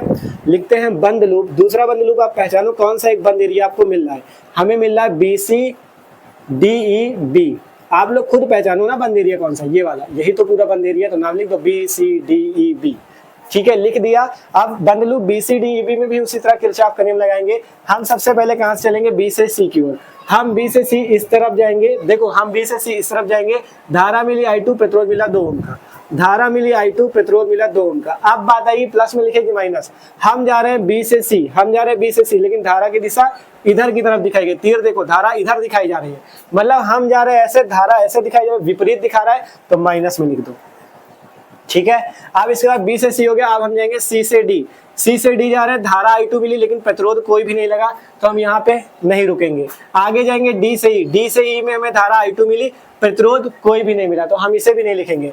अब हम जाएंगे E से B। E से B में हमें प्रतिरोध 5 ओम का, धारा I1 प्लस I2, प्रतिरोध 5 ओम का और धारा I1 प्लस I2 मिली, प्रतिरोध 5 ओम का और धारा I1 प्लस I2 मिली। अब बात आएगी कि हम इसे प्लस में लिखे कि माइनस में। देखो हम जा रहे हैं E से B की तरफ, हम जा रहे हैं E से B की तरफ, और धारा की दिशा कहाँ दिखाई गई है, नीचे की ओर। तो जब आप ऊपर जा रहे हो, धारा नीचे आ रही, तो विपरीत दिशा में जा रहे हो, तो इसे आपको माइनस में लिख देना है, ठीक है। आप ऊपर जा रहे हो, धारा तीर का निशान नीचे दिखाया जा रहा है तो माइनस में लिख देगा, विपरीत दिशा की ओर जाओगे माइनस में, ठीक है। बराबर आप देखो ई से बी तक पहुंच गए थे, आगे कोई धारा प्रतिरोध नहीं मिला। अब बात आएगी सेल को लिखने की, तो आपको सेल कहाँ पे मिला, सेल मिला यहाँ पे, ठीक है, सेल मिला यहाँ पे। तो सेल कहाँ मिला, जब बी से सी गए तो सेल नहीं मिला, जब सी से डी गए सेल मिल गया, बी से सी गए सेल नहीं मिला, सी से डी गए सेल मिला। तो हम सी से डी की ओर जा रहे हैं, हम कहाँ जा रहे हैं, सी से डी की ओर। तो सी से डी की ओर जाने पे देखो सेल का पहले हमें कौन सा पॉइंट मिला, प्लस, फिर नीचे है माइनस, मतलब हम कहाँ जा रहे हैं, सेल में प्लस से माइनस। देखो ऊपर से आ रहे हो ना, तो पहले सेल का प्लस मिला फिर माइनस मिलेगा, तो सेल में प्लस से माइनस जाने पे, प्लस से माइनस जाने पे ई का मान माइनस में लिखते हैं। तो ई है 1 वोल्ट, तो इसे माइनस का 1 आपको लिख देना, बस कोई दिक्कत नहीं। जब सेल में प्लस से माइनस जाते हैं तो माइनस का वैल्यू लिखते हैं, ठीक है, ई की वैल्यू माइनस में लिखते हैं। इसे हल कर लो, तो माइनस का 2i2, यहाँ पे माइनस का करोगे तो माइनस 5i1 माइनस 5i2 बराबर -1, ठीक है। अब इसे हल कर लेते हैं, देख लो, -2i2 minus 5i1 minus 5i2, ठीक है, ठीक है। अब -5i2 माइनस 2i2 मिलकर 7i2 हो गया, या पहले i1 वाला लिख लो, -5i1, यहाँ पे -5i2 माइनस 2i2 मिलकर -7i2 बराबर -1, ठीक है। आप देखोगे सभी में माइनस है तो माइनस कॉमन करके हटा दो, तो प्लस में सारी वैल्यू हो जाएगी 5i1 प्लस 7i2 बराबर 1, ठीक है। मतलब माइनस हटा दिया गया सबसे, क्योंकि माइनस से अगर भाग कर दोगे तो माइनस में सब में प्लस हो जाएगा, तो वही चीज हो गया। इसे मान लो समीकरण नंबर 2। तो देख सकते हो किरचॉफ के नियम लगाने की वजह से 2 समीकरण हमें प्राप्त हो गए, पहला ये दूसरा ये। अब हम इसकी मदद से क्या कर सकते हैं, हम इसकी मदद से हम क्या कर सकते हैं, हम करेंगे इन दोनों समीकरणों को हल करके i1 और i2 का मान निकालेंगे, दोनों प्रतिरोधों में हमें धारा पता चल जाएगी। तो अब हम इस ट्रिक को इरेज कर रहे हैं, आप लोग इसे एक जगह नोट कर लेना, ठीक है, क्योंकि अब हमें आगे इन समीकरणों को हल करना, हमारा आंसर आ जाएगा, ठीक है। तो देखो अब समीकरण तो सब लोग हल कर लोगे यार, ठीक है। समीकरण हल करने के लिए हम क्या कर सकते हैं, देखो हमें कुछ ऐसा करना होगा कि दोनों में वैल्यू बराबर हो जाए और हम घटाएं तो 0 आ जाए उसकी वैल्यू। देखो यहाँ पे 9i1, यहाँ पे 5i1, यहाँ पे 5i2, यहाँ पे 7i2। तो आप यहाँ पे एक दिमाग लगा सकते हो, अगर 9 में और 5 में देखो, तो अगर हम इसमें किसी चीज का गुणा कर दे, ठीक है, देखो अगर जैसे 9 है, यहाँ पे 5 है, यहाँ पे 5 है, यहाँ पे 7, अगर हम इसमें मान लो 5 का गुणा कर दे इस वाले समीकरण में, तो 5 9 45 हो जाएगा, और हम यहाँ पे अगर 9 का गुणा कर दे तो 9 बना 45, 45 45 आपस में कट जाएंगे, 45i1 कट जाएंगे। तो ये दिमाग लगाओ, हम क्या करते हैं, समीकरण 1 में 5 का गुणा और समीकरण 2 में 9 का गुणा करते हैं, ठीक है। लिखते हैं समीकरण 1 में 5 का गुणा, 5 का गुणा तथा 2 में 9 का गुणा। क्यों कर रहे हैं आपको पता है, क्योंकि हमें इस समीकरण को अच्छे से हल करना है, ठीक है, गुणा करने पर, ठीक है।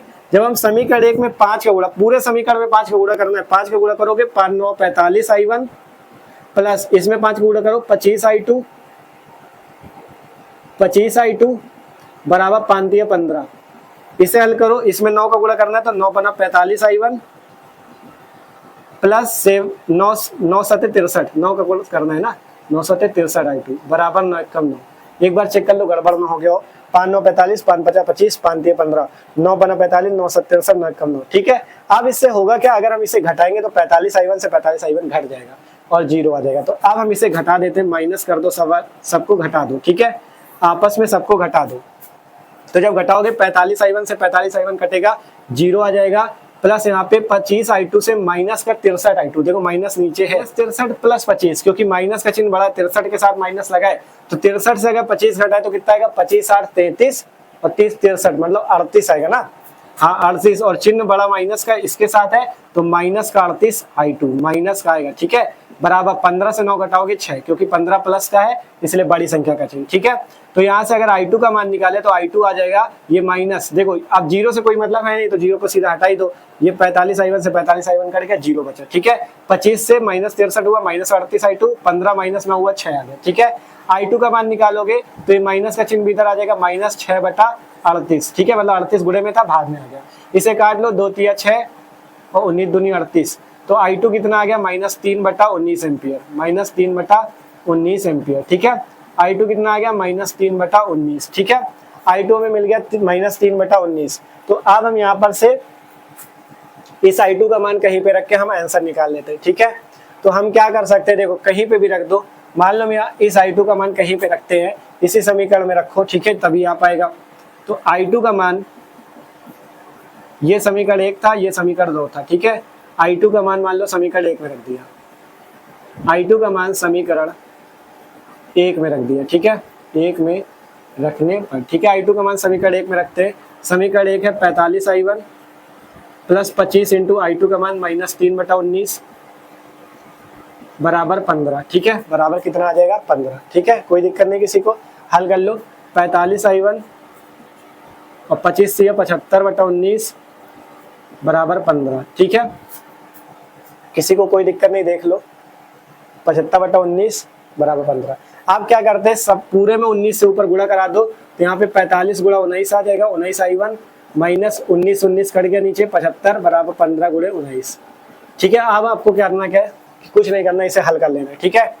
तो 45 गुणे 19I1 और ये माइनस का 75 उधर जाएगा, प्लस का हो जाएगा, इसको गुणा कर लो, 15 नहीं 135, 5 13 बचा, 15 कम 15 और 13 मिला के 15 13 18 28, ठीक है, 28 285 और ये माइनस का 75 प्लस का 75, ठीक है। कुछ नहीं करना यार, इसे हल करना, हम कोशिश कर रहे हैं कि हम ही हल कर दें, ठीक है, जिससे आपको दिक्कत ना हो, बाद में कहोगे हल नहीं हो पा रहा, ठीक है, इसलिए करे दे रहे हैं।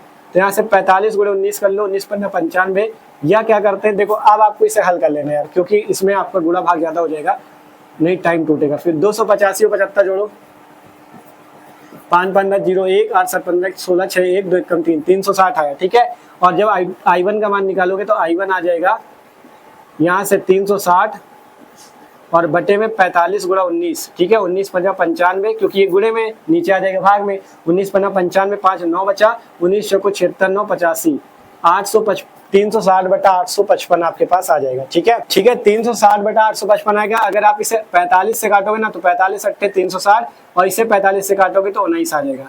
I1 बराबर 8/19 एम्पियर आएगा, ठीक है, 8/19 एम्पियर। यहाँ से I1 निकल जाएगा आपका 8/19, I2 निकल आया -3/19। तो आपसे यही पूछा जा रहा था, सब में धारा बता दो। तो देखो I1 किस में है, 4 ओम में, तो 4 ओम में धारा तो ये निकल गई, कहाँ गई, 8/19 एम्पियर। I2 कहाँ पे, I2 है ये 2 ओम वाले पे, ठीक है, 2 ओम के पास I2 दिख रहा है, तो 2 ओम पे धारा आ गई -3/19। अब बताना 5 ओम पे धारा, तो इसलिए I1 + I2 भी निकालना पड़ेगा, क्योंकि 5 ओम के पास धारा I1 + I2 है। तो अब इसे कहाँ पे हल करें, पूरा बोर्ड आपने भर दिया है, ठीक है, पूरा बोर्ड भर चुका है, यहाँ पे देखो हल कर दे भैया, छोटा सा इसके आगे का यहाँ लिखना, ठीक है, क्योंकि पूरा बोर्ड भर चुका है, ठीक है। इसके आगे का देखो, अब हम I1 + I2 निकाल लेते हैं। I1 I2 निकाल गया है, I1 + I2 निकाल लो। I1 + I2 के लिए I1 कितना है, I1 कितना है 8/19, I2 कितना है -3/19, ठीक है, क्योंकि ये प्लस था ये तो माइनस है ना, तो प्लस माइनस माइनस हो जाएगा, करोगे तो 5/19, ठीक है। I1 + I2 कितना आ गया, 5/19। अब आप लिख सकते हो सिंपल कि 4 ओम में I1 धारा है, तो 4 ओम में धारा I1 का है 8/19, यहाँ से लिख देते हैं 4 ओम में धारा, आप लोग सही से लिख लेना कॉपी पे, 4 ओम में धारा कितनी आ गई, I1 का मान 8/19 एम्पियर। और फिर इसके बाद 2 ओम में धारा, 2 ओम में धारा कितनी है, 2 ओम के पास कौन सी धारा, I2 धारा है, 2 ओम में धारा -3/19।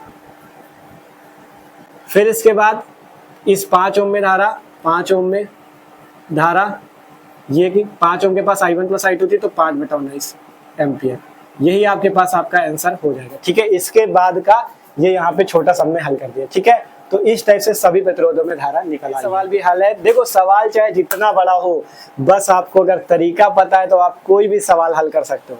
देखो इस सवाल की प्रैक्टिस बहुत अच्छे से करना, ना समझ में आओ वीडियो पीछे करके देखना, क्योंकि बड़ा सवाल है आप, लेकिन बड़ा है लेकिन आसान है, इसमें थोड़ा कैलकुलेशन बस यहाँ पे इनको समीकरण को हल करके I1 I2 के मान निकालने में मेहनत है। फिर इसके बाद आप आसानी से I1 + I2 सब निकाल लो, आसानी से हो जाएगा। और यहाँ पे ये सीखना है किरचॉफ का नियम कैसा लगा, कोशिश पूरी की कि किसी को रटवाए नहीं, आसानी से समझा दे। अगर ये सवाल समझ गए तो इस टाइप का कोई भी सवाल आएगा आप कर लोगे, ठीक है। तो आशा करते हैं आज का वीडियो सबको अच्छा लगा होगा। कोशिश पूरी की जितने इस चैप्टर के इंपॉर्टेंट न्यूमेरिकल है सभी आपको करा दे, जो कि पेपर में पूछे जाते हैं, ठीक है। तो आशा करते हैं आज का वीडियो सबको अच्छा लगा होगा। तो वीडियो अच्छा लगा हो यार तो लाइक कर लो, और जो लोग चैनल पे नए सब्सक्राइब कर लो, क्योंकि मस्त तरीके से तैयारी चली है आपकी क्लास 12 के सभी सब्जेक्ट की, फिजिक्स केमिस्ट्री सभी सब्जेक्ट की, ठीक है। डिस्क्रिप्शन में प्लेलिस्ट चेक करोगे आपको प्लेलिस्ट मिल जाएगी, ठीक है। केमिस्ट्री की, फिजिक्स की, वहां से मस्त तैयारी कर सकते हो। और अगर कोई प्रॉब्लम हो कमेंट करके बता सकते हो, ठीक है, आपकी प्रॉब्लम का सोल्यूशन जरूर किया जाएगा, ठीक है। और एक काम और करना, आप लोग चाहो तो मैं इंस्टाग्राम और फेसबुक पे फॉलो कर सकते हो, डिस्क्रिप्शन पे उसकी भी लिंक है, वहाँ पे फॉलो कर लो, क्योंकि वहाँ पे भी बोर्ड एग्जाम से रिलेटेड आपको खबरें मिलती रहती है। और अगर कोई भी प्रॉब्लम है तो वहां भी हमें बता सकते हो। ठीक है, तो मिलते हैं अगले वीडियो पे। इसे नोट कर लो और बताना आज का वीडियो कैसा लगा सबको, आज के सभी सवाल समझ में आए कि नहीं, और इनमें से सबसे अच्छा कौन सा सवाल समझ में आया और इसमें सबसे हार्ड आपको कौन सा लग रहा है, सब कमेंट करके बताओ, जिससे हम आपकी अगर कोई प्रॉब्लम है तो उससे सॉल्व करने का प्रयास करेंगे। ठीक है, तो नोट कर लो इसे।